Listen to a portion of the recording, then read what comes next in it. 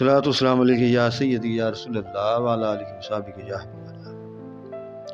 अल्लाहुम्मा सल्लि अला सय्यिदना मुहम्मद व अला आलि सय्यिदना मुहम्मद बारिक सल्लल्लाहु अलैहि वसल्लम। अल्लाहुम्मा सल्लि अला सय्यिदना मौलाना मुहम्मद व अला आलि सय्यिदना मौलाना मुहम्मद बारिक सल्लल्लाहु। बिस्मिल्लाह। प्यारे प्यारे इस्लामी पीर भाइयों, आज का जो बयान है तकब्बर के बारे में, वो है लिबास के बारे में कुछ बयान करेंगे। लिबास चरकें क्या होते हैं। शेख ताउस रहमतुल्लाह अलैह का इरशाद है कि जब मैं धुले हुए कपड़े पहनता हूँ तो कई रोज तक दिल खोया खोया सा रहता है। क्या फरमाया ये बुजुर्ग शेख ताउस रहमतुल्लाह अलैह का इरशाद है कि जब मैं धुले हुए कपड़े पहनता हूँ तो कई रोज तक दिल खोया खोया सा रहता है, फिर जब कपड़े मैले हो जाते हैं तो दिल हाजिर हो जाता है। दिल गुम होने और खोया खोया होने से मुराद यह है कि दिल में तकब्बर और गुरूर पैदा होता है। हज़रत उमर बिन अब्दुल अजीज़ के लिए खलीफा होने से क़बल 1000 दिनार की पोशाक खरीदी जाती थी। आप बहुत ही खुश पोशाक थे। वो इस 1000 दिनार की इस पोशाक को भी देखकर ये फरमाते थे कि मैं इससे भी ज़्यादा नरम लिबास चाहता हूँ। और जब खिलाफत के मनसब पर फैज़ हुए तो उनके वास्ते 5 दिरहम के कपड़े खरीदे जाते और आप उनको देखकर फरमाते ये कपड़े खूब हैं, लेकिन अगर इससे भी मोटे होते तो ज़्यादा अच्छा था। लोगों ने आपसे इस तगीर पसंदी का सबब पूछा तो आपने फरमाया, जनाब हक ताला ने मुझे एक नफ्स दिया है। लज्जत तलब जब एक चीज़ की हलावत पाता है, लज्जत तलब जब एक चीज़ की हलावत पाता है तो फिर उससे बेहतर की तलब करता है। अब मैंने खिलाफत का मज़ा चखा है, इससे बरतर कोई मज़ा नहीं है, तो अब मेरा दिल सिर्फ आखिरत की शाही तलब करता है। ऐ प्यारे प्यारे इस्लामी पीर भाइयों, अगर ऐसा ख्याल मत कर कि ऐसा अच्छा लिबास पहनना हमेशा तकब्बर की अलामत है। वाज अस्तशनाई सूरतें भी हैं, क्योंकि वाज अफराद एक चीज़ की खूबी को दोस्त रखते हैं। उसकी अलामत यह है कि खलवत में भी वो लिबास फ़ाखरा पहनने को पसंद करते हैं। वाज ऐसे लोग भी हैं जो पुराना लिबास पहनकर भी तकब्बर करते हैं। चनाचे ऐसे लोगों से हज़रत ईसा अलैहिस्सलाम फरमाते थे, ऐ लोगों तुम्हें क्या हो गया है कि ज़ाहदों का लिबास पहनते हो और अपने दिलों को भेड़ियों की मानद बनाए हुए हो। बादशाह जैसा लिबास पहनो और दिलों को खुदाबंद ताला के खौफ से नरम करो। मनकूल है कि जब हज़रत उमर रज़ी अल्लाह ताला अन्हु मुल्क शाम पहुँचे तो पुराना लिबास आपके ज़ेब तन था। रफ़का ने अर्ज़ किया कि जहाँ गैरों यानी दुश्मनों से साबका है, अगर आप जहाँ फ़ाखरा लिबास ज़ेब तन फरमाते तो अच्छी बात थी। आपने फरमाया, जनाब अल्लाह तबारक ताला ने मुझे इस्लाम की इज़्ज़त बख्शी है, अब मुझे किसी दूसरी चीज़ की इज़्ज़त दरकार नहीं है। मुख्तसर ये कि जो शख्स चाहता है कि तवाज़े सीखे, उसको चाहिए कि हज़रत हजूर सरवरे को नैन सल्लल्लाहु अलैहि वसल्लम की सीरत मुबारका का मुतालिया करे, हजूर की सीरत मुबारका का मुतालिया करे, उसकी पैरवी अख्तियार करे। हज़रत अबू सईद खिजरी रज़ी अल्लाह ताला अन्हु फरमाते हैं कि रसूल पाक सल्लल्लाहु अलैहि वसल्लम व नफ्स नफीस जानवरों को चारा डालते थे, ऊँट को बांधते, घर में सफाई करते, बकरी का दूध निकालते, नालैन खुद सीते और कपड़ों को पैबंद लगाते, खादम के साथ खाना खाते, चक्की पीसने में जब खादम थक जाता तो उसकी मदद फरमाते, इसके साथ चक्की पीसते, बाजार से सौदा सल्फ लूंगी तहमद में बांध कर लाते, फ़कीर होता या अतवा नगर, छोटा होता या बड़ा, सलाम करने में आप सबकत करते, मुसाफा फरमाते, दीन के मामलात में गुलाम और आज़ाद और छोटे बड़े में फ़र्क ना फरमाते।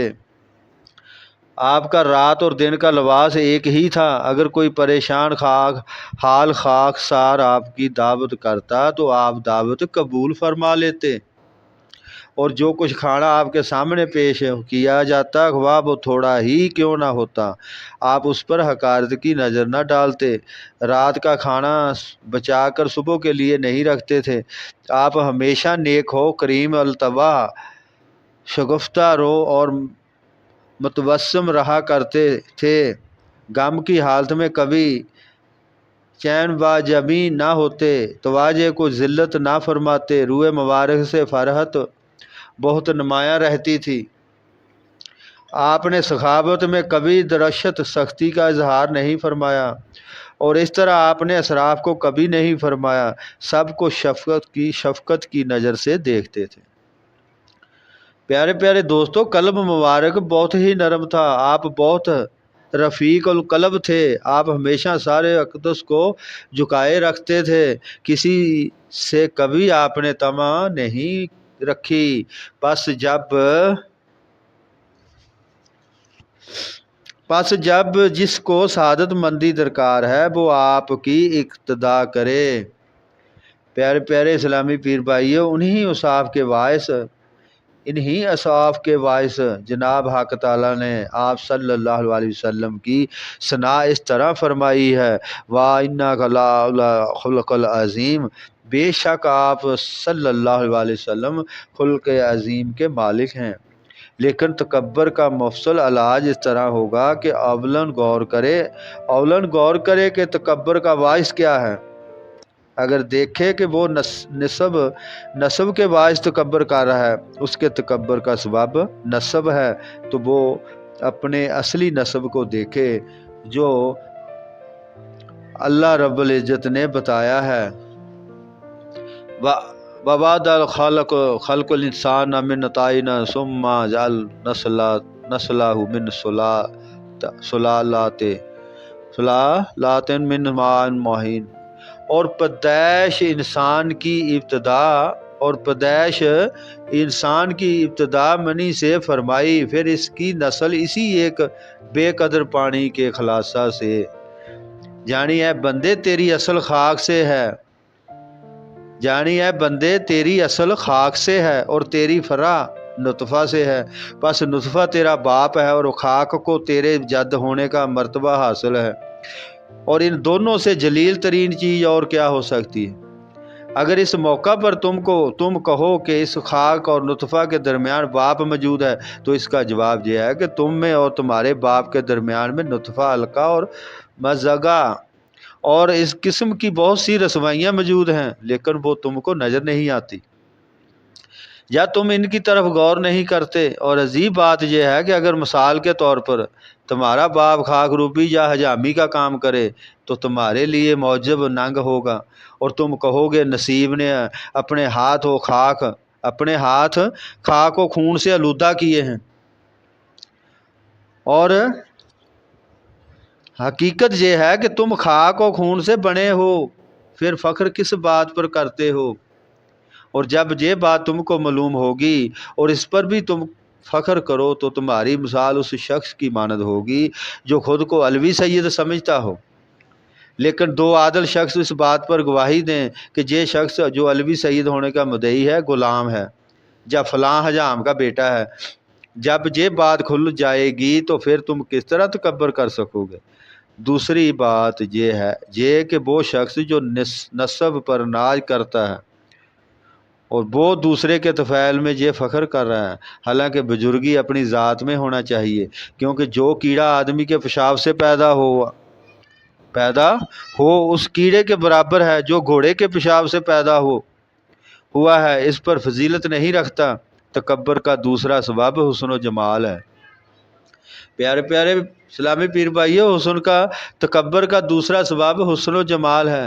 تو جو شخص اپنے حسن جمال پر فخر کرتا ہے، اس کو چاہیے کہ وہ اپنے باطن پر نظر کرے تاکہ اس کی برائیاں اس پر ظاہر ہوں، اور وہ غور کرے کہ اس کے پیٹ، مثانے، رگوں، ناک اور کان وغیرہ اعضاء میں کیا کچھ قباحتیں موجود ہیں۔